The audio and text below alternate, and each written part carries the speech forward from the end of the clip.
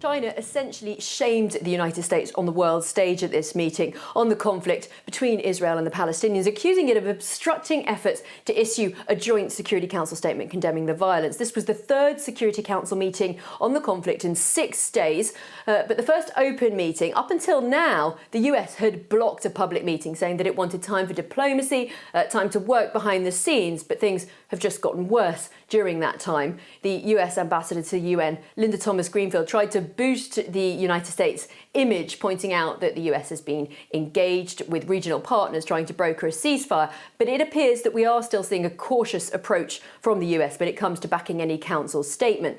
The UN Secretary General, Antonio Guterres, addressed the council this Sunday, calling the hostilities utterly appalling, and the UN's Middle East envoy, Tora Wennesland, warned that further intensification of fighting would have devastating consequences. Now, almost all the speakers condemned the killing of children.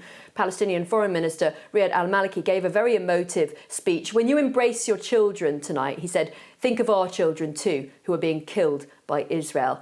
The Israeli ambassador to the UN tried to blame the killing of Palestinian children on Hamas, saying that it was using them as human shields. Now, the US ambassador seemed to play off the words of the Palestinian foreign minister in her address. She spoke about the terror both of Israeli and Palestinian children. Right now, she said, children are terrified and we need to do everything that we can to move closer to a day when Israeli and Palestinian children can wake up without feeling terrified for their lives.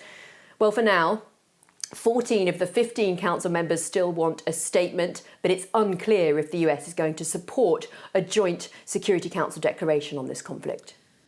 Well, moving on now.